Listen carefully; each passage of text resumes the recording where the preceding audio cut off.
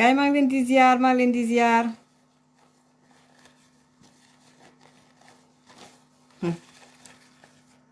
xaaral may leen ma tuuti ma xool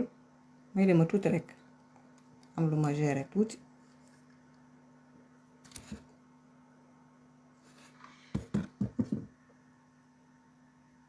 voilà lépp moo ji. gars yi ku dugg partagé ku dugg partagé ah. ku dugg partagé les lives de Maty Trois Pommes ah sur le blog de Maty Trois Pommes gars yi mun ngeen di abonné ci le blog de Maty Trois Pommes parce que am na yeneen ak yeneen yoo xam ne ñu ngi leen koy dencal incha allah suupa ñaanal leen ñu donc ngeen di abonné ci le blog de Maty Trois Pommes donc chaîne YouTube bi nag moom incha allah dinañ ut ñoo xamante ne dinañ ko gën a gérer. pour ñu gën cee def aussi liggéey bu am solo incha allah mais kenn du voilà du ñu waxagum yépp daal mais daal jàpp leen ne donc comme dañ ñu doon jéem a restreindre ci suñu compte Maty Fall fi nga xam ne moom la ñëpp xamee compte Maty Fall bi donc ma amee ko depuis 2009 gis ne gars yi commencé di ñu voilà sàkkali pexe donc moo tax ñu ñëw ci le blog de Maty Trois Pommes bien que voilà gars yi bëri xamuñu ko mais ñu ngi koy commencé di ko bind grâce à nos lives kon na gars yi di leen abonné ci page Facebook le blog de Maty Trois Pommes fa la ñuy defee suñuy live et continuer aussi à me suivre si le compte de Maty Fall il y a aussi suñu chaîne YouTube Maty Fall Trois Pommes incha allah dinañ ko gën a alimenter dafa am juste rek ci ay activités ak ay mbir yu ñu nekk jamono yi voilà moom moo tax donc aussi may wax aussi sama mbokku diaspora bi ndax gis naa vraiment niñ ma teeroo Italie ça m'a fait trop plaisir donc dina ñëwaat et aussi Covid bi moom moo ñu téye woon ñun ñëpp xam ngeen ni mu demee. dinañu recommencer nag suñu tournée yi ñu daan def ci diaspora bi et tout ñu ngi koy def depuis 2008 avec la 2STV jamono Immigré Double Face version digitale day daal di ñëwaat incha allah rabbi yal nañu Covid bi vraiment gën ñu sori donc gars yi daal moo tax importance su vaccination bi pour que vraiment ñu mun a aussi reprendre suñuy habitude mais jàpp leen diaspora bi nii leen ni ma ko doon defee depuis 2017 dem di leen di seeti ñuy waxtaan problème mu diaspora bi incha allah rabbi on va recommencer ça dinañ ko reprendre on va reprendre ça gérer ko nag ak également suñu yeneen activités ndax xam ngeen ne voilà donc voilà on est en Europe donc on a nos activités donc parmi voilà suñuy activités nañ xool ci année bi combien de tournages on va faire gën ko organiser ñëw seet si Frances Hélène Gaye xam naa moom fu ma wàccee LA rek wàcc Californie rek war a pelloo ak Françoise Hélène Gaye ñu def suñuy live loolu dara du ko fay ay waay non gars yi toog leen rek waa Suède ñoom mama Linguère sama mbokk gambien yi yéen ñëpp incha allah rabbi gars yi waa Italie dinaa ñëwaat di nuyu vraiment Europe géeg Amérique latine géeg fépp voilà waa Libye maa ngi leen di ziar ñoom Mara sama góor gu baax googu donc waa Libye maa ngi leen di nuyu bu baax a baax association ba fa nekk maa ngi leen di ziar ñoom aw nekk Italie maa ngi leen di ziar sama mbokk ya nekk ci daayira yi fépp ci Europe Amérique latine maa ngi leen di ziar sama mbokk ya nekk ci association yi maa ngi leen di ziar bu soobee yàlla lu ndaw lii te bëri wax dina ñëw seet si la ni leen jàpp loxo ñu daal di ñëwaat waxtaan ci mbirum problème mu diaspora incha allah rabbi donc gars yi maa ngi leen di ziar di xaar nag ñëpp ñëw voilà waaw dama ñëwaat Berlin dëkk nag bu ma neex la Berlin comme Suède aussi dëkk yu ma neex la ndax voilà capitale dafa set vraiment j'adore l'Allemagne en fait voilà man j'aime bien l'Allemagne donc ay Berlin ay Stuttgart xam nga Stuttgart ak yooyu voilà ay Munich voilà maa ngi leen di ziar bu baax a baax gars yi voilà donc gars yi kon nu ñu def lu dul balaa ñuy dugg ci le vif du sujet en attendant que yéen ngeen di yegg si ñu mën a tàmbali waxtaan bi entre autres balaa ma leen di jox sommaire bi comme ni ma ko waxee sànq ci sama publication dinañu ñëw ci aka xoromu capitaine Touré waaw capitaine Touré tey dinañ ñëw rek kii bu sew rek xam nga comme ça sa làmmiñ bi di nga ko téye di nga xam ne les gens savent am na ñoo xam ne xam nañ waaw di nga téye sa làmmiñ bi voilà en attendant Seydina di génne yeneen bagage bu dee dina ko génnee te xam naa ne moom du ragal du tàppet tey ma jox la bu sew rek te di nga xam ne xam nañ te Sonko ci boppam dina xam ne xam nañ donc bu sewul boobu laa lay moom laa ne di may tey may féliciter aussi tey dinaa féliciter vraiment la lionne Françoise Hélène Gaye, et c'est très sincère et tu sais que c'est sincère. Françoise démb def nga live du siècle. Non loolu après ci kanam la loolu duma ko sorxo y a une certaine Anita Diop dama yéex a gis commentaire am dimanche passé franchement Anita Diop page am xumb na da leen dem ci page Facebook Anita Diop mi ngi ko rokkos di ko rokkos waa Sonko yi mais xale bi bu waxee rek bu bindee ba toog rek gars yi di rey seen bopp. Anita Diop oh Anita Diop ku la am noonu am na noonu Anita Diop vraiment man moom dama laa fan dama dugg sa page dama laa fan Anita Diop. voilà donc may aussi dinaa féliciter aussi waa Kodas vraiment liggéey bu am solo bi ñuy def ci suuf di leen féliciter bu baax a baax. Adji Sarr génn na def bruit Adji Sarr macha allah yaa yor bës bi Adji Sarr saa yoo génn rek def bruit macha allah touchons du bois man plus may gën a xam waa Kodas ak Françoise plus may lay gën a di fan xale bi am 20 ans am fulla ak fayda. li nga dékku ci coow lañu la def lépp tu es encore là debout. J'aime les femmes fortes, j'aime les femmes qui ont du caractère et de la personnalité. ah waay Adji Sarr 20 ans machallah yàlla bu la cat yal na la cat seexlu. donc gars yi ñu ngi def bopp mer yi kon nag damaa bëgg ngeen di def kër yi bu baax a baax pour contrer bopp mer yi. donc bu ñu jógee ci Adji Sarr ak tabaski bu site internet yi ñëpp ca ñëw xale bi ñëw rek machallah jongoma lii ci yongam lii ci xale bu set ci boppam macha allah niroo ak waa la rakkaay la Françoise yow moom ba ci kanam rek dinañ ñëw ci rakkaay bi vraiment ñu ko gis ne pomme du moromu néew quoi. donc dinañ ñëw également sur la aussi la famille de Adji Sarr def nañ benn message lancé nañ benn message bu am importance donc démb dans le live de Françoise Hélène Gaye démb damaa toog rek ràcc doon toog sama doomu daal toog rek ràcc teg Françoise ne nekk ca sama plat doomu daal bi nee di ko togg lii ci mbégte démb yal na la ko yàlla fay sister dama bëgg. kon nag dina ñëw ci le message donc de la famille de Adji Sarr ñoom nee nañ lu ñu bëgg moom mooy un procès parce que mënuñu comprendre Ousmane Sonko nga xam ne moom la ko sëkkal mi ngi lambari fu ne lu ñor mu wax lu ñorul mu wax donc nee nañ aussi na procès am su ko defee Adji Sarr moom it ndax xam ngeen ne dafa am fu ñu ko tënk ndax sécurité am ndax kaaraangeem moom moo tax. kon nag famille am dañoo bëgg aussi bu procès bi amee moom it mu mun a nag di doxi ay soxlaam tourner la page et puis rebondir et vivre sa vie normalement. kon nag gars yi dinañ ñëw ci li ni mel bu ko defee nag bu ñu jógee nag ci loolu ay booru 15h20 15h30 ñu jóg ko tàmbali nag ak suñu yeneen sujets yi tàmbali nag ak également suñu yeneen invités yi ku ci mel ni docteur Diouf xam ngeen ne ci coronavirus bi yëpp def na liggéey bu mucc ayib ak ñun ci internet bi vraiment ba mu jigi aussi waa Sénégal gis nañu waa Sénégal télévision yi ñëpp a ngi koy invité macha allah moom mooy suñu fierté fii ci diaspora bi. kon docteur Diouf nag am na benn polémique bu am man lu bari fu ma koy xamee mooy ci groupe bu WhatsApp bu Kodas voilà donc gis naa ne gars yi ñu ngi koy tegal ay vaar ak ñoom seen dina indi ay précision ndax am na loo xam ne waxoon na ko je pense c'était au mois de novembre de l'année 2020 ci suñu live suñu samay live dimanche yi. donc am na lu mu waxoon ñu ne dafa waroo ak kaddu yi dinaa leen ko tegal tuuti nag en attendant gars yi ngeen mën a dugg ngeen mën a partager. donc moom dina ñëw def ay précisions également coronavirus bi ak it variant delta bi solo yi vaccin bi parce que am na ñoo xam ne dinañ vacciner ba pare amaat corona bi. kon c'est quoi en fait c'est quoi l'intérêt en fait de se faire vacciner dina leen ko expliquer bu baax a baax suñu paree nag yéen ku ci am on va voir 2-3 questions pertinentes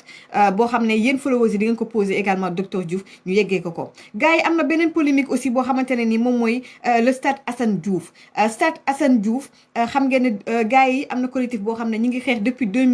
2003 si je ne m'abuse depuis jamono yi Abdoulaye Wade ba léegi donc coow li yëngalaat nañ ko dinañ waxtaan ak it ki nga xam ne moom mooy Pape Cheikh Niang du coordonnateur du collectif René Sanchez pour la sauvegarde et la réhabilitation du stade Assane Diouf à Dakar. donc moom ci boppam également diaspora bi ñu ngi koy jàppale ci xeex bi dina ñëw également wax et lancer un message au président Macky Sall parce que nee na Macky Sall waxoon na ne dina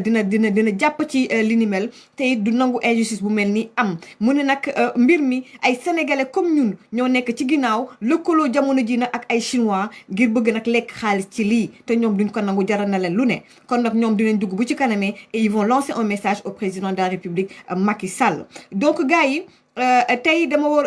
semaine prochaine dinaa jël waa République des valeurs voilà donc opposition bi bu serez voilà muy opposition bi di waa APR xam nga suñu live ñëpp dañ koy ubbil ñëpp voilà donc gis nañ ne gars yu bëri dañuy jàpp ne Thierno Alassane Sall l'homme Thierno Alassane Sall nit ñi xamuñu ko sénégalais xamuñu ko kon nag waa République des valeurs seen représentant bi nekk fii en France ici à Paris incha allah rabi dinañu ko invité dimanche prochain donc à la même heure à partir de 15h30 donc muy waa PDS di parti yeneen parti yi nekk ci opposition bi ñëpp waa réew mi incha allah fii lii seen live la waa APR également di ngeen mën a dugg pour également lépp lu nga xam ne opposition bi ñu ngi koy jiiñ parti au pouvoir ngeen mën a ñëw également mu am droit de réponse mën a nekk un débat intéressant pour les Sénégalais kon nag gars yi maa ngi voilà maa ngi ziar bu baax a baax suñu xarit Ba Jaxate xam ngeen ne daan def live suñu parewaan rek daan jël moom aussi daan def live les dimanches à partir de 19h heure de Dakar je pense voilà Ba Jaxate mi ngi def liggéey bu am solo également ci réseaux sociaux yi donc live am tey mu ngi may chargé de vous dire que live tey bi daf koy reporter incha allah ba dimanche prochain ndeysaan dafa daal di grippe kon nag ñu ngi lay wax voilà repose-toi bien prends soin de toi Ba Jaxate voilà et revenez-nous vraiment en forme voilà donc gars yi du ma def lu du may leen tuuti ci donc docteur Diouf su ko defee le temps que ngeen partagé live bi mun a gën a xumb su ko defee ñu daal di nag mun a tàmbali waxtaan bi. waaw mbokk waa Sénégal asalaamaaleykum seen mbokk docteur Mansour Diouf mooy dëkk pour wax leen ni leen situation bi am Sénégal actuellement nii situation bi garaaw na jéggi na tayoo nit ñi. hôpital amatul place nit ñaa ngi wër fu nekk place ay ñoo xamante ni feebaru coronavirus bi moo leen sonal trop yàgg nañ leen ko wax ba léegi gis ngeen may alerté bi ñuy jubli ci tabaski gi wax nañ ba sonn yenn ñi tabaski jaru ko waxoon naa leen bu ñu génnee ci tabaski bi di ngeen gis lu ngeen musula gis actuellement nii nag li xaw ci hôpitaux yi boobu ba léegi ñi ngi wax li fa xaw dañ leen a bëgg a wax mu leer seen bopp dëkk bi place amatul moo xam hôpital la moo xam clinique privée nit ñi gis ngeen da ngay gis nit koo xam ne dafay nekk ci diggante dund ak dee ñu koy indi hôpital du amul place amatul yéen a ngi dégg loolu il faut ngeen xam ko situation bi garaaw na garaaw koo xamante ni actuellement nii yéen mbokki Sénégal yéen laay waxal yéen a war a jël seeni responsabilité li ci des mooy mbokku journaliste yi yéen la ñuy waxal jamono bi am na foo xam ne bu fa jamono tollee ay wax nekkatul luy faj mbir mi il faut ngeen dem filmer li xew ci hôpitaux yi def ay reportage wan ko doomi aadama yi ñu teg ci seen bët parce que nit ñi actuellement toll nañ fa nga xamante ni ay waxi kese mënul ci ñoom dara boobu ba léegi gis ngeen may wax deful dara parce que lii lépp gisoon naa ko muy ñëw waxoon naa leen bu ñu jógee ci tabaski gi bu ngeen moytuwul di ngeen gis situation bu ngeen musula gis actuellement nii nag béy woy na mbuus bi ci des mooy autorité yi nañu jël seen responsabilité balaa muy trop tard nañu wut ay moyens de renfort yi mooy lan armée am na li ñuy wax hôpital militaire de campagne nañ ko installer nu mu gën a gaawee jéem a revenir en renfort parce que suñu mbokk docteur yi nekk ci hôpitaux yi bu ngeen xamul li ñuy dund jamono bii parce que am malade mu ñëw mënta noyyi manqué oxygène et cetera amoo foo ko teg am place boo ko teg sax amul ñi ngi wax sax man jot naa ay message yu may wax ni sax am na nit ñoo xamante ñi ngi ci hôpitaux yi dañ leen di gis ñuy tëdd ci couloir yi ak ay yu kenn xamul parce que amuñu place loolu nag bu amee na ngeen fagaru lii ngeen di symptômes yi ngeen di am ci kër yi ñii naan damaa grippe ak affaire grippe amul ci jamono bii booy boo mu leer seen bopp képp ku fi wax waxu grippe xamal ni feebaru Covid moo la jàpp lii dama koy wax sama baat ca kaw képp ku fi am symptôme nga naan ay grippe ak benn grippe amu fi ndax sa bopp baaxul feebaru Covid moo fi am li leen ci musal yàgg naa ko wax dem leen ñaqu ji bu ñaq amee ñaqu ba pare tamit na ngay jël takk sa masque di raxas say loxo di yor say gel foo toll ba moytu dajaloo yi moytu xew yi yaa ngi dégg génn bu mënta ñàkk fooy dem solo sa masque yor sa gel di raxas say loxo loolu moo la ci muur moo la ci aar ñaqu plus li ñuy wax geste barrière ñaqu bi dafa mel ni nga sol gilet pare-balles gilet pare-balles mooy gilet yooyu nga xamante ne ni bu ko defee dalay protéger ci balu fetal mais boo solee gilet pare-balles ba pare dem fa nga xamante ni nag fa la ñuy dóorante ay bali fetal bu bal perdu yi ñëwee dal sa bopp ray la yaa tooñ sa bopp da ngay sol sa gilet pare-balles ba pare fagaru bañ a dem fañ koy dóore loolu mooy da ngay def sa vaccin ba pare dem di continuer sol sa masque di raxas say loxo yaa ngi dégg di bañ a dem ci dajaloo bi bàyyi leen xew yi lillahi wa rasuli vraiment bu ngeen yaakaaree ni ñun li ñuy wax nii boobu ba léegi dañoo am waxukaay rek di wax yéen a ngi nax seen bopp ñun lii gisoon nañ ko muy ñëw alerte nañ ba sonn wax nañ ba sonn am na foo xam bu ñu fa tooy nag ay wax nekkatu ci ne journalistes yi dem filmer situation bi am sur le terrain loolu seen liggéey la faites des reportages ngeen wan ko nit ñi teg ci seen bët mën a fagaru xam ne liñ leen di wax nii bu ko defee ku nekk jéem a rawale sa bakkan parce que fa lañ toll nii jamono bi fa lañ toll nii buñ leen ko waxee buñ leen ko waxul la situation là est débordée booy boo mu leer seen bopp nag wax naa leen kon voilà kon nag mi ngi noonu lu waay xam nag mi ngi noonu wax nañ leen li ñu leen war a wax jóg leen balaa muy trop tard parce que actuellement nii li nga xam ne moo xew ci biir kër yi ak ci hôpitaux yi jéggi na dayoo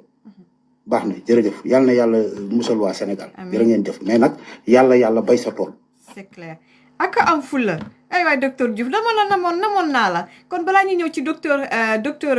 Mamadou Mansour Diouf ni ma leen ko waxee dina ñëw léegi il fallait que ñu voilà donc balayer le terrain ngeen mën a xam tey bu ñëwee ci exactement ban côté ban voilà donc fu ñu war a waxtaanee tey ji incha allah rabbi donc gars yi balaa loolu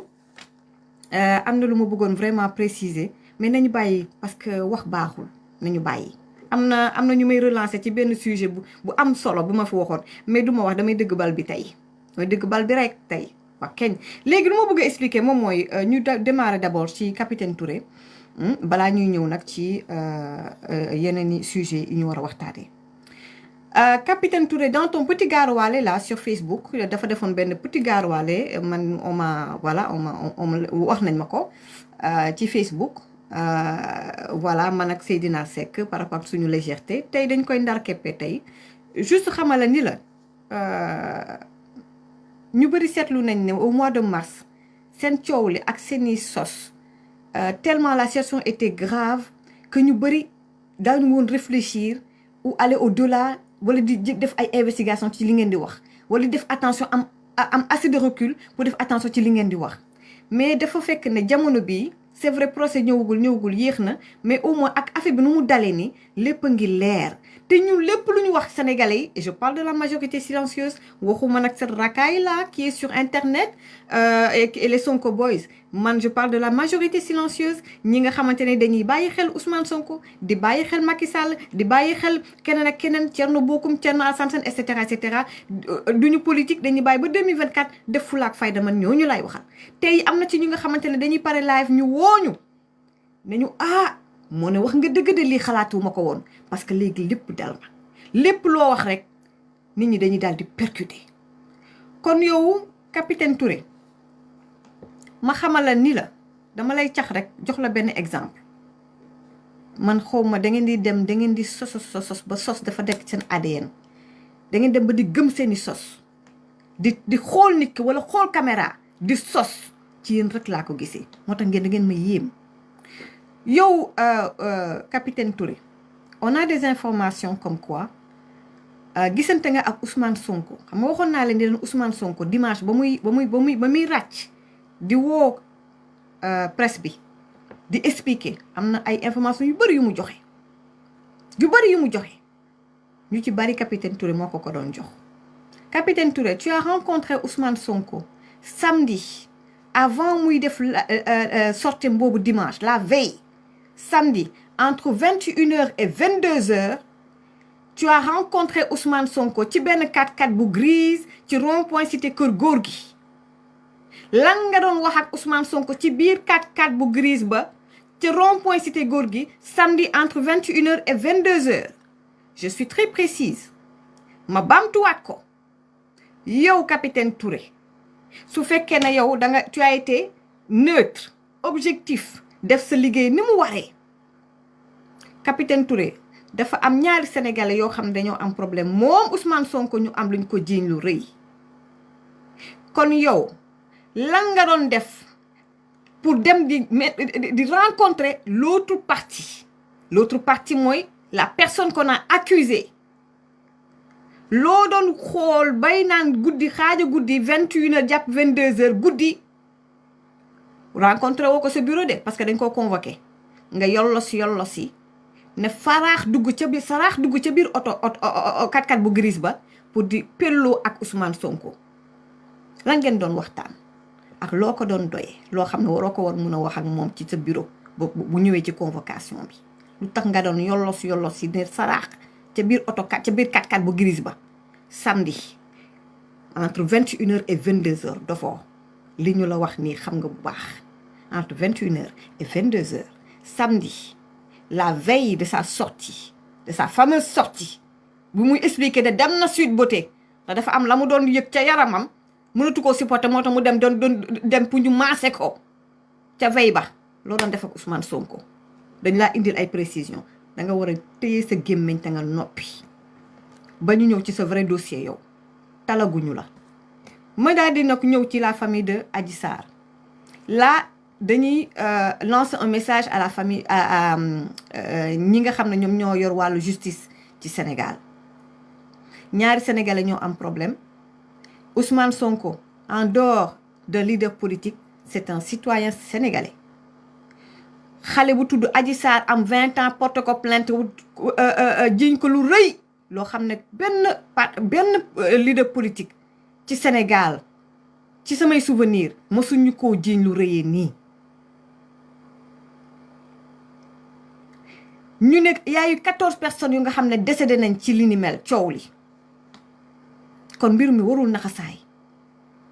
coow li waruñ ko jël di ko nëppal wala di ko bàyyi mu sedd ndax bakkan dafa foor ay nit comme ñun ay sénégalais comme ñun dañoo tabaski suñu njaboot tabaski am na xale yi gaañu tabaski wuñu ak seen njaboot kon ñoom aussi dañu war a leeral mbir mi dem procès mbir mi leer au moins pour rendre hommage à ces gens-là qui sont morts benn ñaar Adji Sarr pour sa sécurité ñu ngi ko am fuñ ko nëbb dundam normalement loolu àq la kim ko sekkal ndax am na doole ba am na daraja ba am na parti politique am appareil pour boo xamante ne parti la ñu di ko jàppale di ko xeexal fu ne moom mi ngi lambari fa ko neex di génn di wax saa yi ko neexee sonal ñu witti bañ a téye làmmiñam fu ne ma nga fa ma nga ca suba ma nga ca artisan yi suma jun suba ma nga faye suba ma nga fële dem bay xam côté Casamance ndax mu ngi lambari rek di narge sénégalais yi kon nag da ngeen war a leeral mbir mi procès bi daal di leer ñu jugé mbir mi ñu tourner la page ñu ñëpp ku ne nag dox sa dox ñu jël nag lii def ko benn leçon boo xam ne ñu ñëpp dañ ciy jàngee kon nag encore une fois l'état sénégalais ak ñi nga xam ne ñoom ñoo yor mbirum justice ñu ngi leen di ñaan c'est une demande sociale nañ leen di ñaan lii mu leer diggante Ousmane Sonko ak Adji Sarr nay leer ñu def procès bi mu leer ñu xam fu dëgg féete ku ne nag dox sa dox Adji Sarr tamit mun a def ni Ousmane Sonko mun a reprendre sa vie elle est jeune elle a toute la vie devant elle et c'est injuste que Ousmane Sonko di def la ka neex la ka saf di def fa ka neex di wax la ka neex te kii toog rek ñu tëj ko c'est pas normal et la famille de Adji Sarr encore une fois réclame justice te nee na procès am ndax seen doom lañ soxla mu dundam normalement te loolu defe naa ne droit am la kon nag bu ñu jógee ci loolu gars yi ma bëgg ngeen def maximum de cœur à Françoise Hélène Gaye am na ku ma woo du ma wax turam et tout elle a été gentille nee na ma faruma ak Sonko waaye jusqu'à preuve du contraire je pense que mooy loolu mais du ma tudd turam wax na boo wax ay waaw li nga ànd ak Françoise Hélène Gaye ma waxaat ko fii waxoon naa ko dama koy waxaat Françoise Hélène Gaye depuis 2017 on s'est pas parlé Françoise Hélène Gaye même jamono 2017 ba ñuy waxtaan je pense on n'a pas parlé plus de 3 fois man ak Françoise Hélène Gaye après nag y a eu coupure maak moom ke dégganteetuñu ba ma koy jël ci sama live et je vais le dire avec beaucoup de sincérité je suis en train de la découvrir yéen Françoise bi ngeen xam ci réseaux sociaux yi ak man Françoise l'être humain bi ma xam et j'ai appris à plus la respecter je la respecte cette femme dama bëgg jigéen bu ñefe comme je l'ai dit tout à l'heure ak Adji Sarr jigéen da ngay ñefe vraie guerrière moom laa gis depuis des années ñu ngi koy xeex ci réseaux sociaux yi elle a mosul mosul nga gis ko muy xaw a kii tuuti déedéet tout le temps au front daf may fàttali man sama parcours tout le temps day metti mais toujours la tête haute et on se bat avec beaucoup de dignité te kenn du gis suñu rongoñ jigéen yooyu la ñu soxla kon bravo à toi Françoise Hélène Gaye t'es une vraie guerrière tu l'as dit une fois et c'est vrai yow kese armé nga machallah di remercier aussi waa CODAS di nuyu waa CODAS bu baax a baax ñoom Maman Nafissatou gis naa leen fi ñoom Iba gis naa leen fi également di leen remercier bu baax a baax yéen ñëpp ku lim juum maa ngi leen di ziar bu baax a baax di leen di remercier kon nag ñu jeexalee ci loolu balaa ñu ñëw jël docteur Diouf Adji Sarr gars yi encore je l'ai appris ci biir waa CODAS comme quoi Adji Sarr apparemment waa parti au pouvoir dañ ko financé jàppale ko ci tabaski bi vraiment jëndal xar famille am ak yu demee noonu ndeysaan quel gàcce hier kii di Françoise leeral na lépp ñu génne vidéo xale bi Adji Sarr expliqué remercier ko ne ko li mu sol ci boppam Françoise moom moo ko may ci tabaski bi jàppale également famille am ci tabaski bi kon nag ñuy wax kon bravo à Françoise Hélène Gaye te it nii la saa yu ñu nekkee di sos rek bu lu ñu teg rek teggi leen ko ndax ils sont très forts dans tout ce qui est manipulation ils sont très forts dans tout ce qui manipulation de masse ils sont très forts dans tout ce qui est yàq nit ci boppam dañ cee aay waaye yàlla nañu yàlla atte ak yéen waa Sonko boys yi vous la racaille des réseaux sociaux même Sonko ci boppam ndekete bu gars yi di ñëw di jaar ci suuf mati dañoo bëgg nga dëgg bal bi bal à terre pendant ce temps ya ngeen di continuer di ruux gars yi pour ñu ñuy attaquer ak di ñu menacer yëg nañ lépp da ngeen di signaler droite jàdd gauche yëg nañ lépp waaye action réaction te xolal yàggatul man ak yéen ak Françoise ak yéen xeex bi billaay yàggatul vous pouvez nous taxer de tout ce que vous voulez te li ma wax ni tey dinañ ko waxaat incha allah yal nañu yàlla àtte ak yéen ñu continuer gars yi ñëw nag ci coronavirus bi daal di jël ki nga xam ne moom mooy docteur Diouf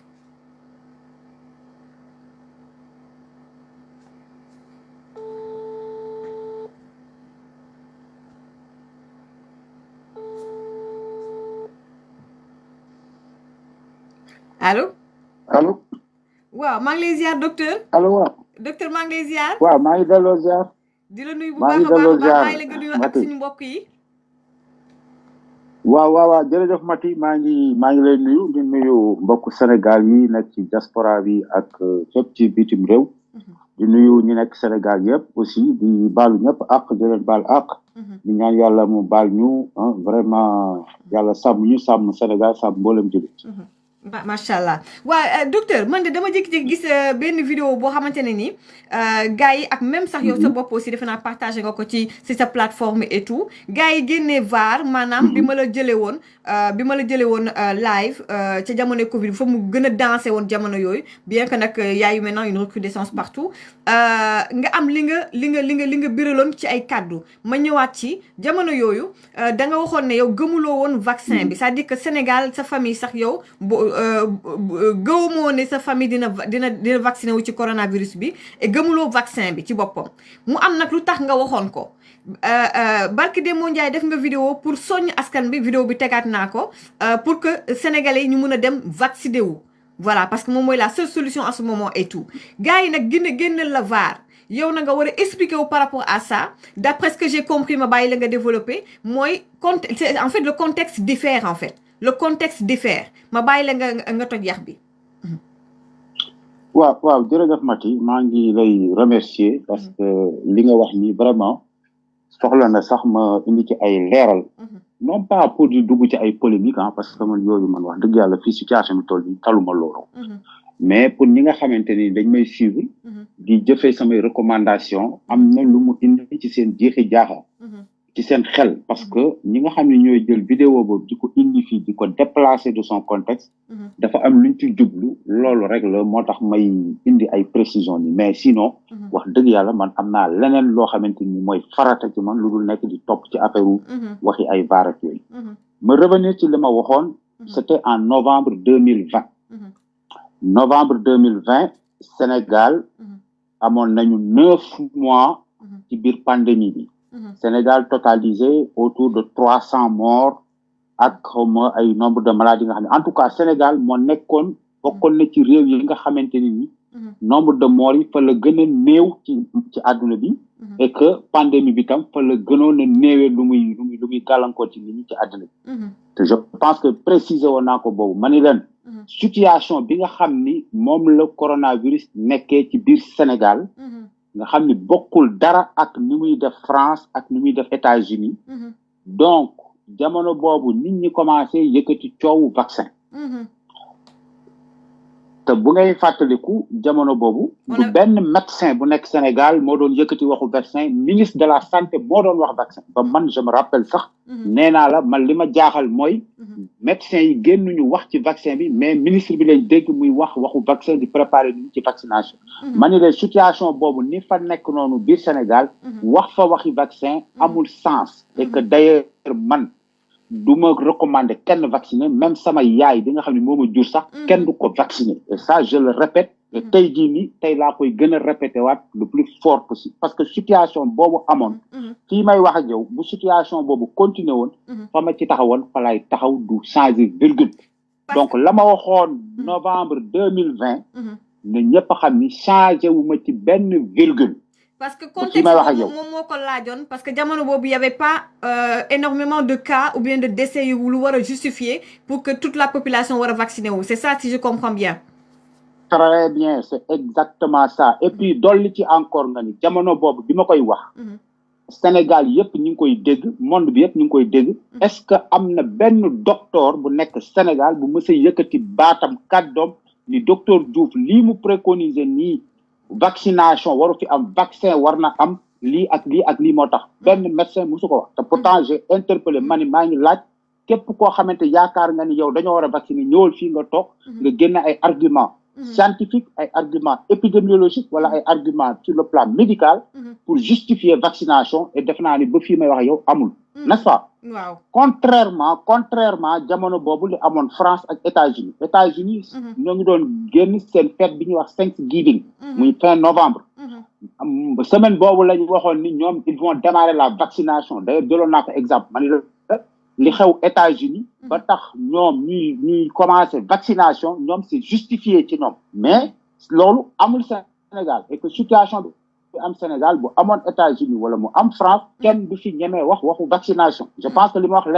leer na boobu contexte bi la woon léegi lu tax léegi nga maintenant parce que jamono yo aussi gars yu bëri amuñu woon aussi dañu xawoon ragal vaccin bi amuñu woon confiance ci vaccin bi yow est-ce que problème mu confiance vaccin bi la woon wala ndax uniquement parce que y avait pas beaucoup de cas xam naa bàyyi ma woo ko directement parce qu'il a un problème daf mel ni bàyyi la ma woo ko directement ci numéro direct comme il est en France voilà donc je pense que c'est très important mu indi ci ay leeral su ngeen amee également ay questions balaa docteur di dem ma oo ko directement ci numéro Astou Bey maa ngi lay ziar koo bëgg na la waaw docteur waaw Mati waaw voilà on était coupé là voilà ci WhatsApp bi donc moo tax ma bëggoon la relancer mooy jamono boobu parce que ñu bëri amuñu woon confiance ci vaccin bi ci boppam est-ce que yow da nga doon wax ci vaccin bi ci boppam wala juste contexte bi le nombre de cas ak aussi lan moo waral tey nga ne nañ dem vacciner wu foofu ca Sénégal très bien léegi il faut que nit ñi xam jamono boobu li ma doon wax ci waxu vaccin bi que bu ñu vacciner parce que man je suis médecin yaa ngi dégg waxuma ci ay confiance ak ñàkk confiance ak je parlais de la situation Covid Sénégal situation boobu vaccination n'était pas indiquée il faut nit ñi xam benn affaire dama bëgg mu leer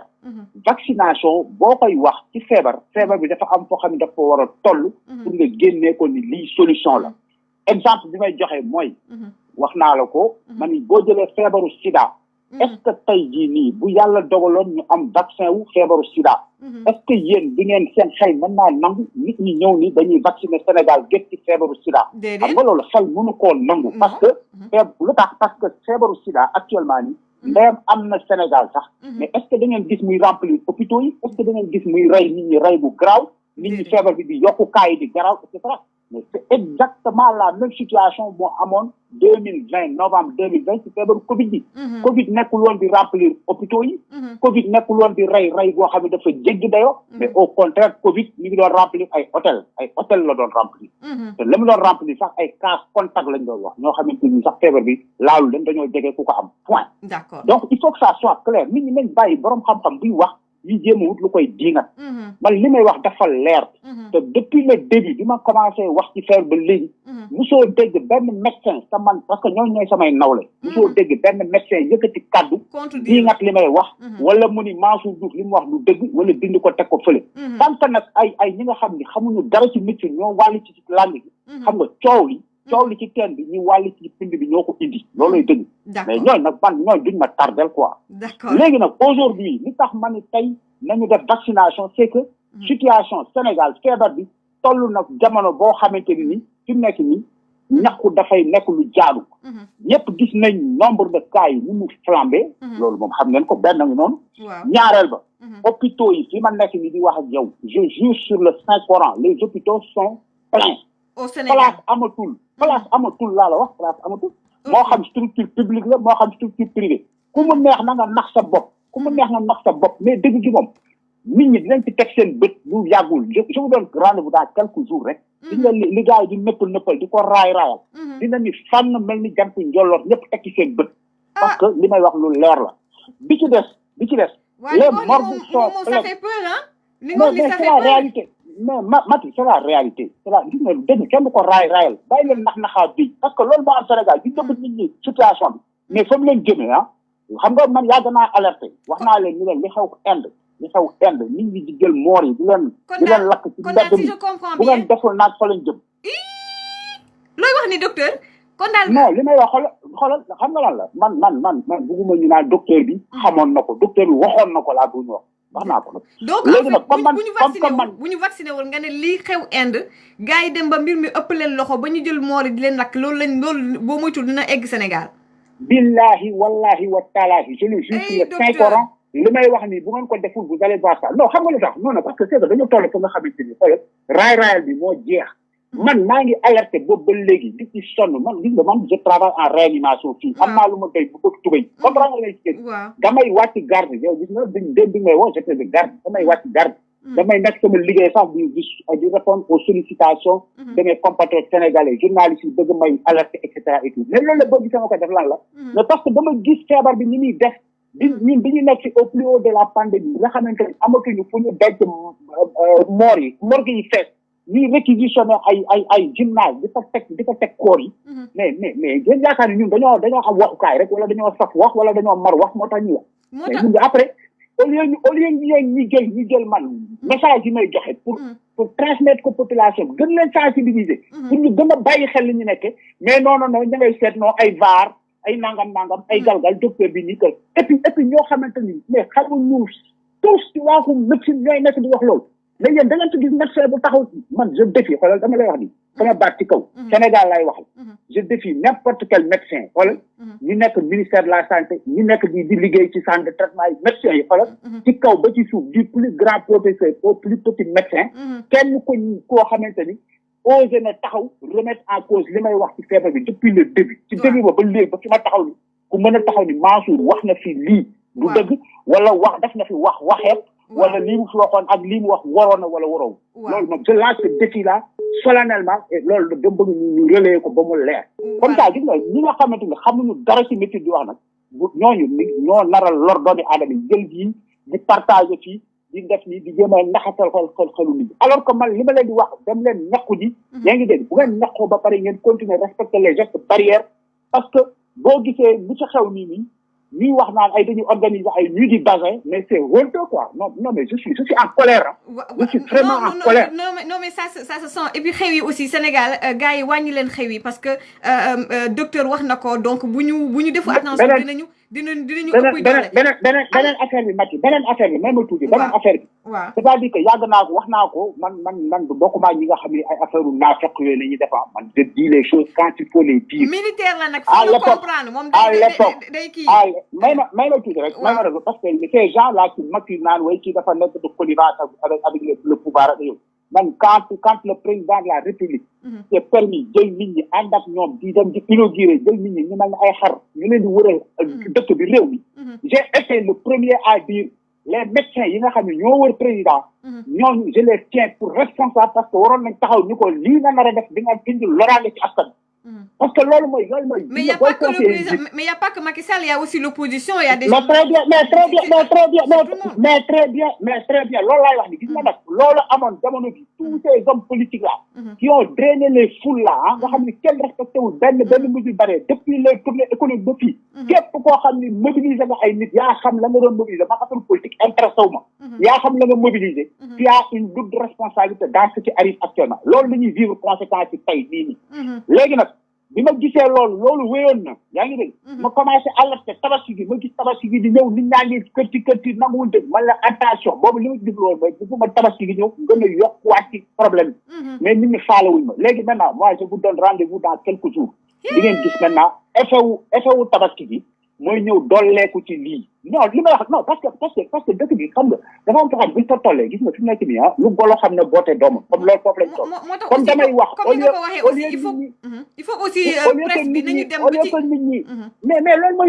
mooy dëgg quoi lan la presse là lan la vous préférez aller couvrir ay cérémonie de Djiby Dramé xaw ma ay ñi di bassin au lieu d'aller filmer ce qui se passe sur le terrain wan nit ñi li nga xam ne mooy xaw mooy dëgg ngeen leen di divertir avec ay folklore quoi non mais c'est pas sérieux il faut le dire d'accord man nag ba may yàgg a interview ba léegi ma dégg may waxee nii mais sama xol bi moo jeex quoi billaay xam naa mais parce que dama gis fi ñu jëm quoi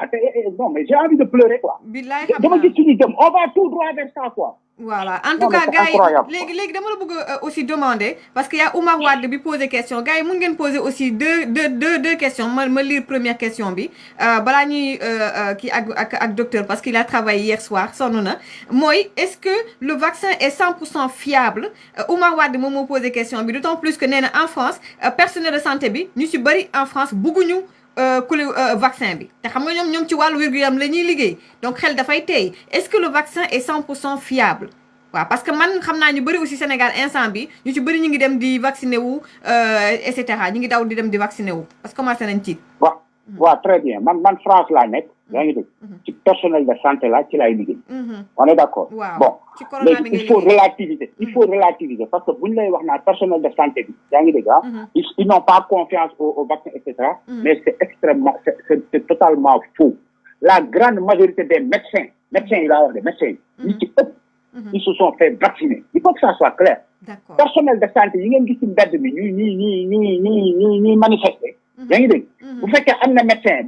médecin parce que dama jaaxal dañ koy wëñ maintenant y a des infirmières et des aides-soignantes yu nga xamante ni ñooñu ils se sont radicalisés nanguñu dégg ay waxu vaccin nangam ba mu jaral leen sax ñu dàq leen mais ñooñu c'est leur problème man yooyu xam parce que fii France dañoo gis vaccin dañ ko gis moo tax dañ koy jot moo tax ñuy taxaw naan du ma ko def ak yooyu mais dëkk yi nga xamante ni soxla nañ ko te gisuñu ko ñooñu buñ ko gisoon buñ fi nekk naan non vaccin bi sûr na wala après est-ce que bi vaccin amee ci àddina bi ba léegi mës ngeen a gis vaccin boo xamante ni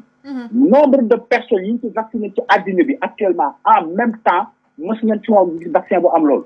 donc buñ lay wax naan amuñu ay acide de recul mais waaye échantillon bu toll noonu da nga ko mës a gis waaw yeneen vaccin yi pourquoi vaccin yi doon jël temps yu grave yooyu noonu et cetera et tout mais c'est parce que bii mais tout le monde toute la communauté scientifique s'est mobilisée ñëpp indi xaalis yu bari laboratoire yi teg recherche yi ñoom moo tax vaccin yooyu génn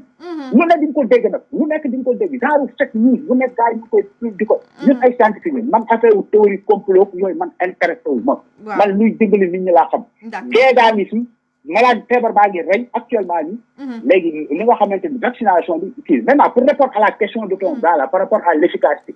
buñ la waxee vaccin dafa efficace à 95% mais loo gàtt xel war nga xam ni 95% mooy 100 yoo jël 95 yi day efficace mais am na 5 yoo xam ne du ci efficace waaye yow buñ la vacciné lan moo la wér ni yow ci 95 yi nga bokk wala ci 5 yi nga bokk mais loolu moo tax may rey sama bopp naan leen bu ngeen vacciné woo jël leen tamit masque yi di continuer respecter mesure barrière ngay jël masque di def gel donc boole mesure barrière plus vaccin loolu mooy aar doomu aadama. Il y a également deux questions très intéressantes avant ñu lay bàyyi très intéressantes Oumar Nabien Dia maa ngi lay ziar di nuyu également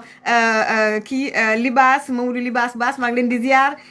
maa ngi yéen yàgg na depuis 2017 ci réseaux sociaux yi te dara mos ta ñaaw donc Oumar Nabien Dia mu ngi lay laaj nee na est-ce que mun nañ mélanger les vaccins xam nga moom mooy vaccin yi ñu mixé. très bien loolu tam gis nga question yii nii c'est des questions yoo xamante ni les médecins là yi nga xam ne ñoo nekk foofu ñu leen di fay xaalis ñuy liggéey ci pandémie dañoo war a génn wax ak doomu aadama yi léegi li am mooy vaccin AstraZeneca ñu ci bëri jël nañ ko mënuñoo am deuxième dose ça c'est une faute purement de gestion soxlawul nekk médecin pour xam ni buñ la joxee tant de vaccin nga xamante nit ku nekk ñaari dose la war a am ñu jox la maanaam masalan 100,000 doses nga vacciner 50,000 personnes mais 50,000 yi ci des da nga koy denc ci frigo bi pour mu nekk deuxième dose nit ñi kenn du ko laal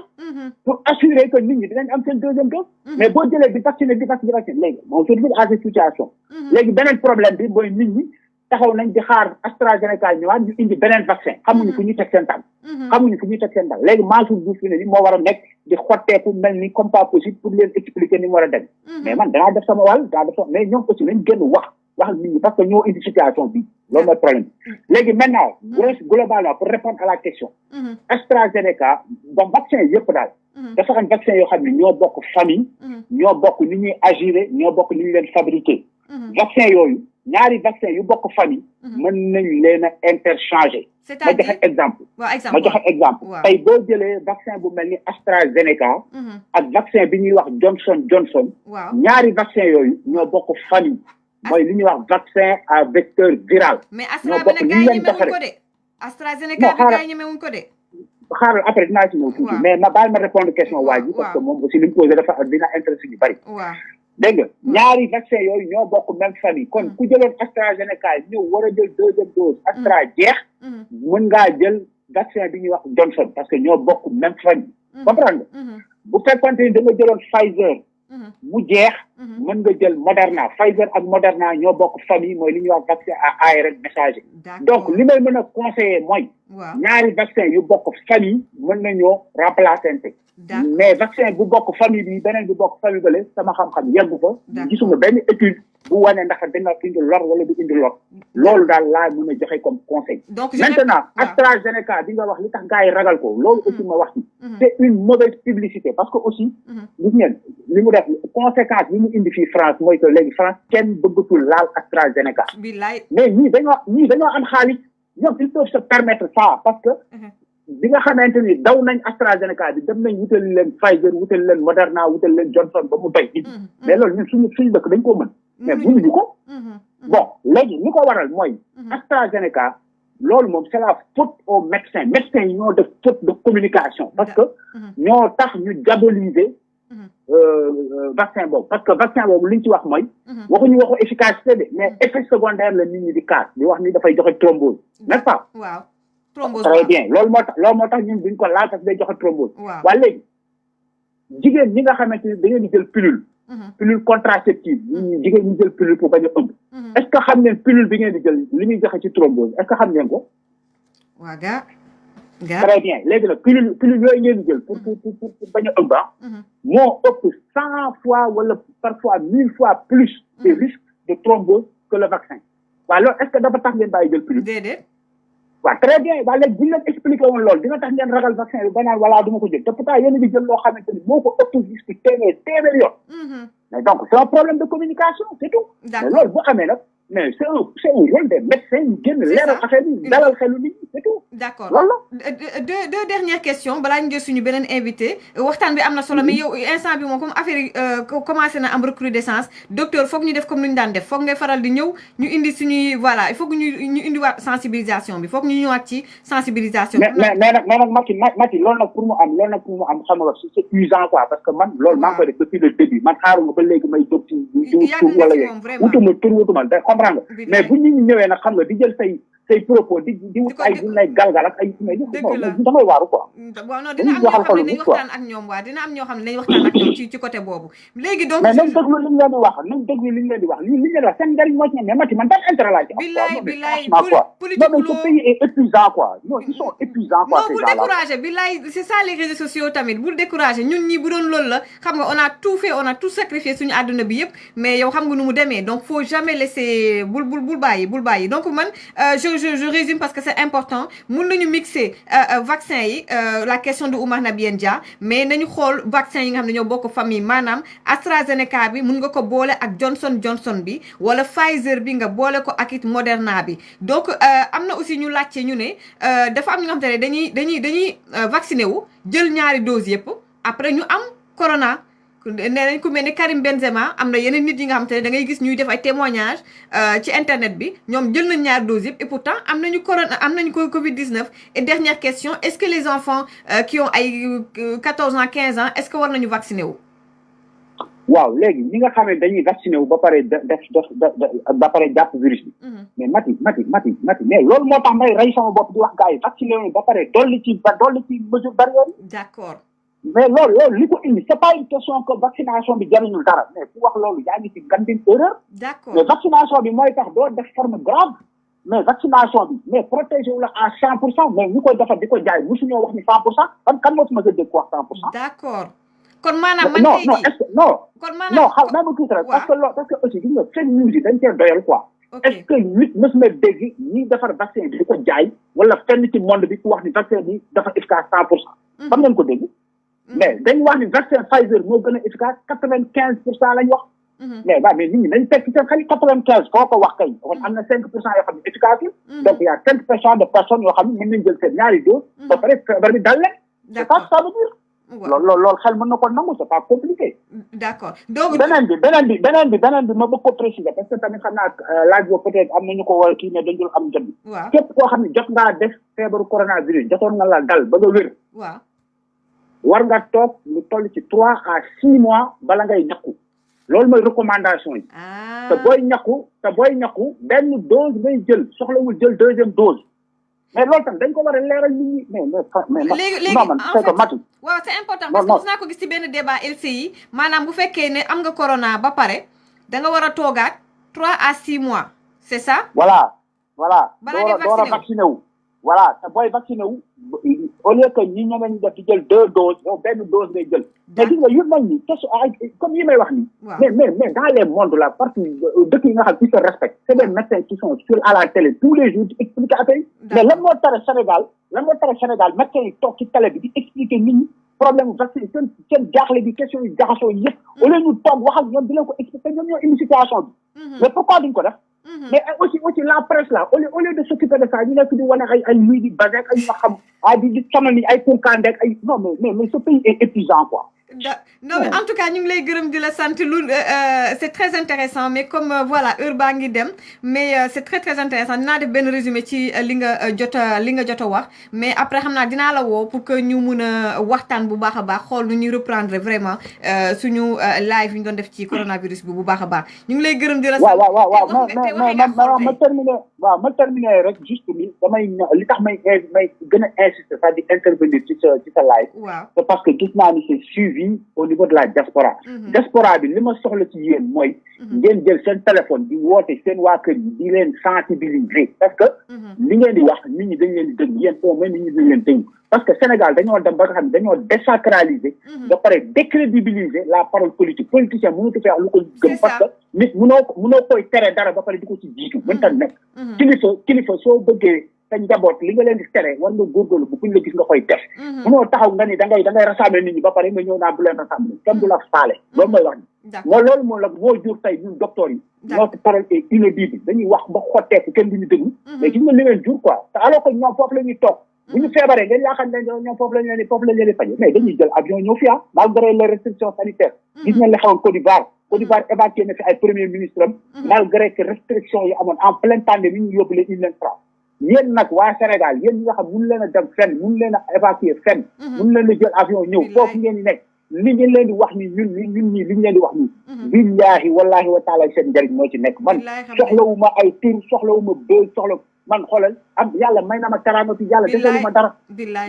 ma dara vraiment li ma yor fii maa ngi suturlu xam nga vraiment amoon naa mën naa toog fii nekk sama liggéey jàpp sama ñaabu yàlla ni ma tiim xam nañ sax li may liggéey ni charge de travail bi mayu ma ko mais loolu lépp maa ngi koy def ndax bëgg sama réew mais gars yi di la def non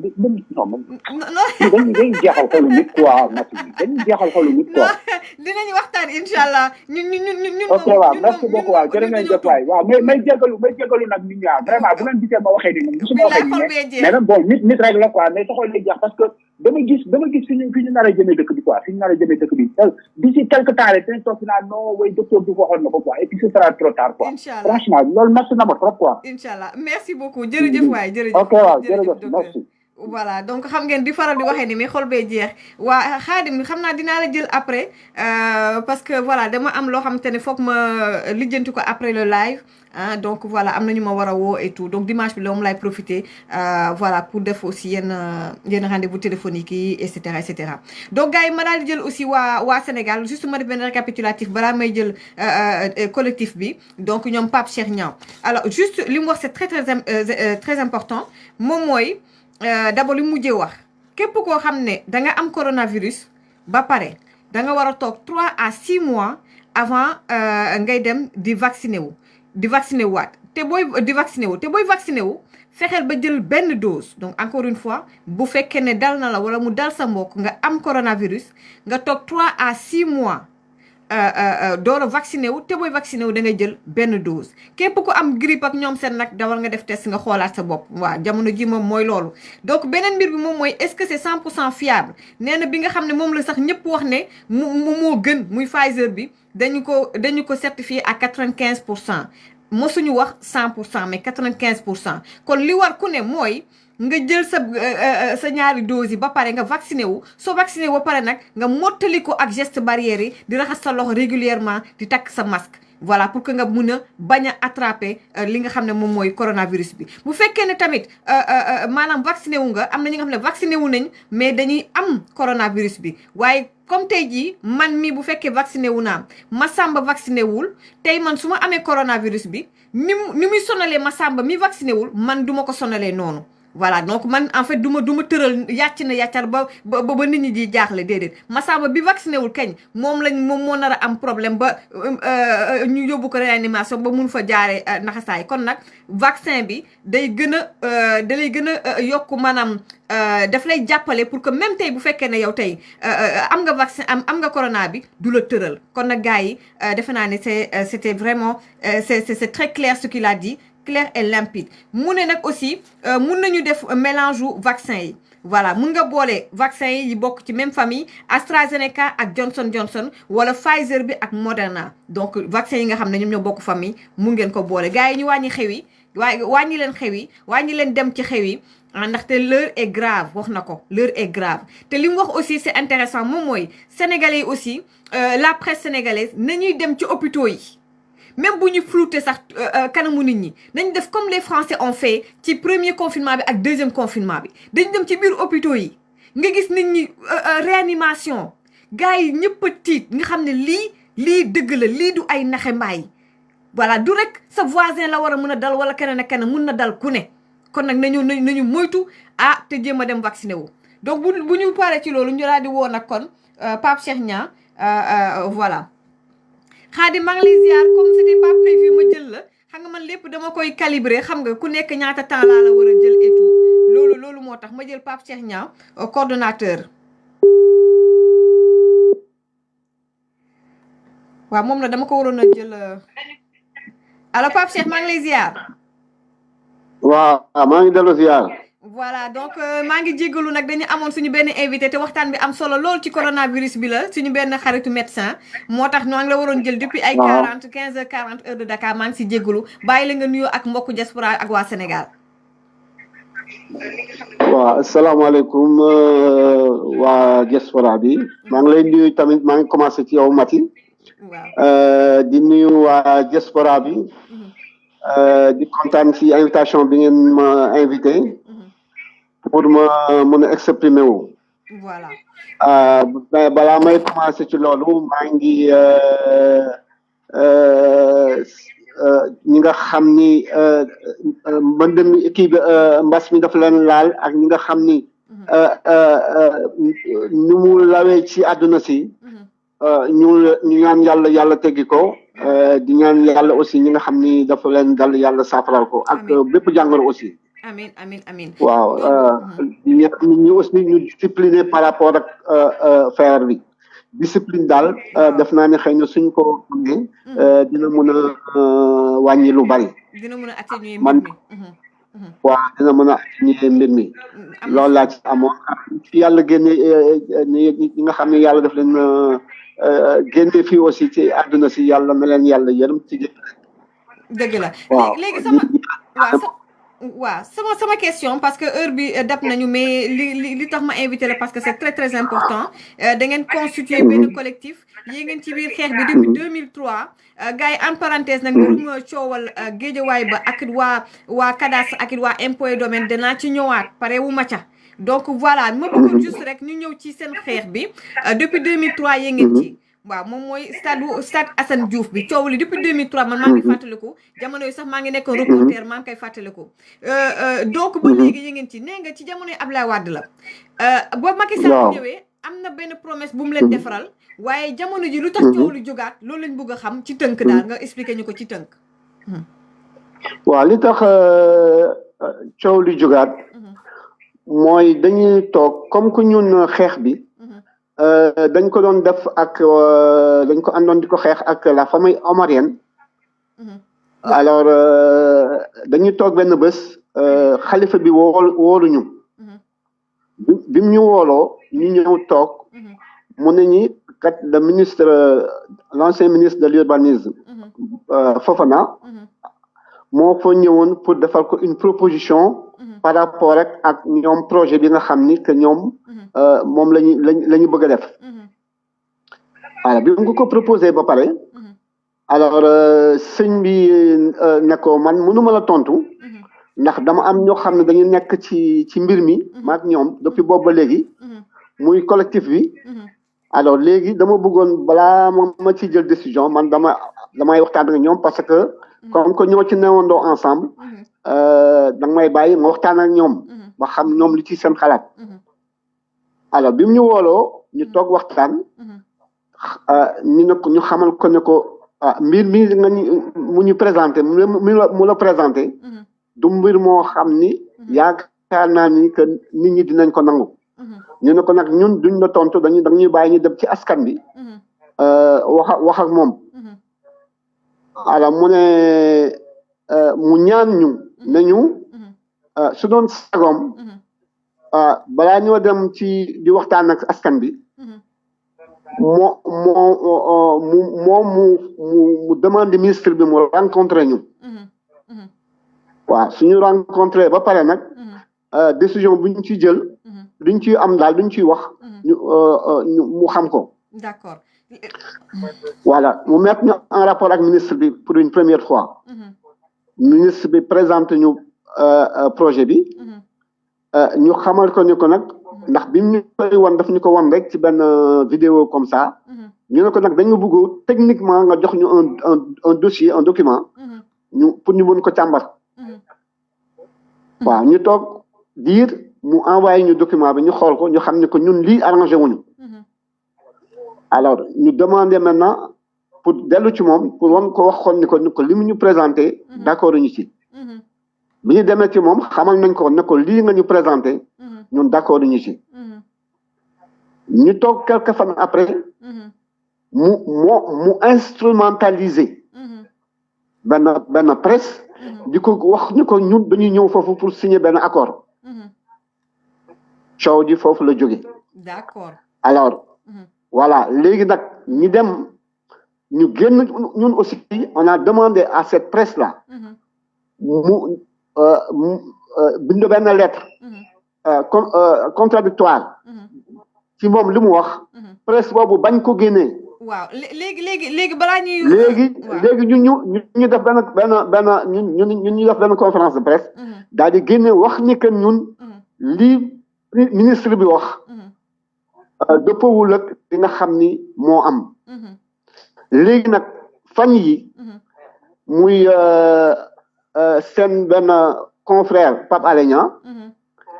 génne woon ay benn dossier pour wax ni que li nga xam ne moom la ñu ministre bi proposé woon léegi dañ ko dëggal waaw ne nag dañ ko mujjee sax pàcc bi nga xam ni dañ ko pàccal ci ñetti pàcc maanaam ci terrain bi dañ ko def ñetti pàcc dañu jël benn maanaam la famille omarienne dañ leen yokkal mosquée bi sur 500 sur 5000 hectares 5000 mètres carrés ñun ñu jox ñu 10 000 mètres carrés alors 10 000 mètres carrés yi ci des moom la ñu jaay ñi nga xam ne ñoo nekk ci projet bi te projet bi sax léegi dafa changé tour alors mu ngi tudd Daktaaw. Ok léegi Pape léegi monsieur Niang parce que il nous reste on doit arrêter à 18h10 ici l'heure de Paris heure de France et 16h10 au Sénégal pour ñu mun ko tënk rek parce que def ngeen conférence de presse def ngeen aussi benn déclaration je pense juste ñu tënk ko rek man su ma mun a comprendre mooy yéen président dafa am lu mu leen joxoon comme promesse mbir mi yow da nga jàpp ne da nga war a alerter waat te ngeen war a alerter waat askan bi parce que ay sénégalais comme yéen ñoo bëgg a caxatee mbir mi lekk ci xaalis ànd ci ak chinois yi foofu laa bëggoon ngeen nga gën a xuus waaw yaa may dégg waaw loolu ci am c'est-à-dire que dafa am ay sénégalais parce que ñoom dañuy wax chinois yi non dafa am ay sénégalais ñoo nekk ci ginnaaw xam nga di xatee affaire yi pour am luñ ci lekk te loolu am na sax mais ñun li ñu intéresse mooy c'est plutôt le président de la République moom moo fi toog taxaw en conseil des ministres ne delloo na stade bi ba def na ci 20 milliards voilà donc ñun ci loolu la ñu tënku donc moom dañu bëgg mu respecter parole am ndax un président de la République xam nga du warul di waxantu su jógee naan dañu trouver benn compromis ci affaire boobu ñan ñoo toog ba d'accord ci affaire boobu ñun mosuñu toog mosuñu signé mosuñu fekkee dara mu jékki-jékki keroog bi muy teg première pierre bi di wax ni que ñoom nit ñi dañoo juboo ànd ci li nga xam ni moom moo am mooy li nga xam ne moom la ñu Fofana proposé woon loolu nag moo amul looloo amul. d'accord loolu moo amul. d'accord leer na waaw en tout cas. dinañu la déglu maa ngi xaar aussi li nga ma waroon yónnee comme ça également. ci suñu blog bi le blog de Maty 3 Pommes ñu mun koo partager également. aussi voilà di aussi remercier aussi la diaspora parce que aussi yaa ngi ma koy wax démb en briefing que diaspora bi aussi jàppale nañ la bu baax jàppale nañ leen yéen collectif bi ci xeex bi. di nuyu aussi ñoom Cheikh Tidiane Sall yi nekk fële ca Paris également di liggéey bu am solo. waaw Cheikh Tidiane Sall di ko aussi nuyu également parce que il fait également un excellent travail dans la communauté sénégalaise. waaw maa ngi lay gërëm di la sant monsieur Niang sa dernier mot. mais nag balaa ñu clôturer man dama doon ñaan aussi la diaspora ñu jàppale ñun parce que comme qu'ils ne sont pas au Sénégal ñun lancé nañu benn pétition te bëgg nañu pétition boobu ñoom vraiment ñu jàppale ñu ci xeex bi parce que xeex bi ça dure depuis 17 ans depuis 17 ans ñu ngi xeex waaw te xeex boobu ci ay njublang ay njuuj njaay ay yu kan xamul rek la nekk stade bi nag c'est un besoin waaw ay chinois du ñu jóge fële ñëw suñu réew du ñu imposer naan dañu fekk benn stade boo xam ne nit ñi dañ ko soxla ñu ne il faut par force fii la ñuy jël def seen immeuble ñun loolu duñ ko nangu tey duñ ko nangu ëllëg c'est un cri de cœur que je lance nag ñi nekk Sénégal ñi nekk dans la diaspora ñu jàppale ñu ci ñu wax ci ñu signer pétition yi pour mën a arrêter loolu nit du ñu jóge seen réew ñëw suñu réew du ñu imposer voilà loolu laa ci amoon lu ma yokk comme que le temps daf ñu tënk am nañ di gërëm di leen sant di bëgg nag nit ñi jàppale nañu ci loolu nit ñi jàppale surtout la diaspora ñu jàppale ñu ci aussi ci loolu merci beaucoup jërëjëf waaw ñu ngi am nañu aussi ku ñu wax Moussa Kouyaté ku nekk Marseille mi ngi ci xeex bi ku ko bëgg aussi mun nga ko approché waaw ñoom ñëpp ay nit ñoo xam ni ku leen bëgg au niveau de la diaspora ku ci bëgg rek bokk ci xeex bi mun nga jokkoo ak ñoom. D'accord, merci beaucoup. Donc c'était Pape Cheikh Niang. Voilà. Merci beaucoup monsieur Niang. Merci énormément. Voilà, man ma leen di remercier. Voilà, merci beaucoup. Merci beaucoup. Voilà, donc mu doon Pape Cheikh Niang, donc coordonnateur du collectif René Sanchez pour la sauvegarde et la réhabilitation du stade Assane Diouf à Dakar. Kon nak gaay maa ngi leen di remercier bu baax a baax di remercier également kii di docteur Mamadou Mansour Diouf bu Bordeaux, donc di réanimateur également waxtaan bu am solo machallah. Di remercier également waa Kodas gépp awma seen fay Suncu Boiro, donc am na ko tudd xaarle ma lire ko parce que nee na y a un complot qui se prépare contre Maty, donc voilà bàyyi leen Cukel Suncu Boiro. Voilà ce message yegsi na ñoom jóguñu ci di ma comploter fexe def nañ lu ne diffamé nañ def nañ lu ne maa ngi ne say rek nekk nii rek tous les dimanches yi jàkkaarloo ak ñoom seen xol di teng du duñ ci mën dara. Kon nag gars yi maa ngi leen di gërëm di leen sant maa ngi xaar complot boobu ngeen di préparer yéen yaay ñoo ngi koy xaar dégg nga donc voilà toujours avec beaucoup de dignité et la tête bien haute. Kon maa ngi leen di xaar ak seen i complot ak la ngeen di def lu bari dama am ay ba tey dama am wax baaxul la ngeen nos yéenay wax nii de waaye yéen ci seen bopp yéen Sonko boys ak la rakaay la lu bari li ngeen di nos mi ngi fii ñu ngi ma koy yeggee ndax ku bari mbokk mënoo koo jëw te da ngeen ñu ci bari nag da ngeen di gone ndax da ngeen a xamul démb bu ngeen xamoon démb du ngeen dugg ci man du ngeen dugg ci ñenn ñi nga xamante ne ñu ngi toog seen coin maa ngi nuyu suñu bazooka maa ngi boobu laa waroon tàmbalee dañoo am benn arme secrète boo xam ne mi ngi ci suuf ma koy woowee bazooka kooku moom kenn du ma sa xam moom mooy kan maa ngi lay nuyu bu baax a baax def liggéey bu am solo pour la république pour le Sénégal di ñu jàppale bu baax a baax ah bazooka machallah di ngeen am ay nouvelles bu baax a baax kon gars yi maa ngi leen di remercier Françoise Hélène Gaye di remercier waa Kodas bu baax a baax ku lim juum ah ñoom l'ambassadeur depuis Paris Kër Ndiaye Lo maa ngi lay ziar di la remercier Ba Jaxate machallah maa ngi lay remercier également beneen soldat di bëgg bàyyi bañkat maa ngi lay ziar bu baax a baax leen remercier ñëpp ñi nga xamante ne ñu ngi doon ci live bi doon nag kon nag gars yi jàmm ak jàmm passez un bon dimanche, passez un bon début de semaine jàmm ak jàmm sama gars yi waaw di ngeen dee barki yàlla di ngeen dee bye bye Sonko boys yi billaay dinañ leen doggali bi après lay doon du ngeen comprendre sax du ngeen vous verrez rien venir bye